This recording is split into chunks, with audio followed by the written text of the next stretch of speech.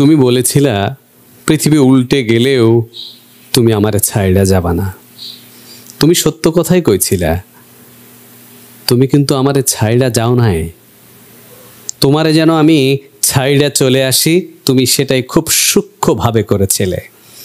আমি ছাইড়া আসছি এই দোষটা আমার উপর চাপাইয়া দিয়া তুমি তুমি অতটাই মজা পাও যতটা মজা মির্জাফর খুশি হয়েছিলেন তার নবাবের সাথে বেইমানি করে। সব থেকে বড় দুঃখ কি জানো?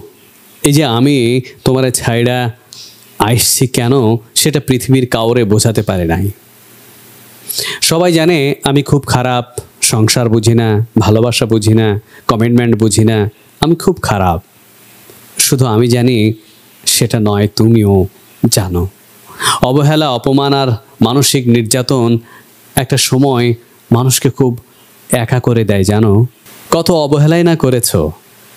একটা কলের অপেক্ষায় চোখ দুটো ধূসর গোধূলির মতো হয়ে যাইতো।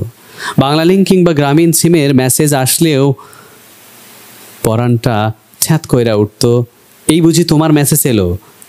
হেজিটেশনে ভুগছিলাম জানো। মনে হতো কল বাজছে, দৌড়ে যাইয়া মোবাইলটা হাতে নিয়ে বড্ড হতাশায় নিঃশ্বাস ফেলতাম। খুব বাজেভাবে বদলাইছিলা, খুব বাজেভাবে বদলাইছিলা তুমি। তোমার কথার আঘাত খঞ্জরির মতো ধারালো, প্রত্যেকটা কথা কলিজায় গিয়ে লাগতো। মনে পড়ে তোমার, মনে পড়ে।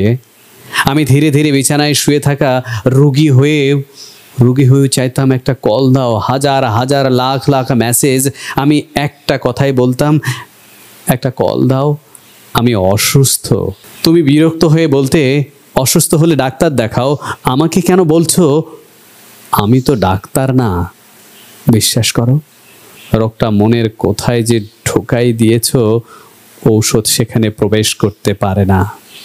ডাক্তার যতটা ঔষধ দেয় তার কয়েক গুণ তুমি অসুখ খাওয়াও। কিভাবে সুস্থ হব?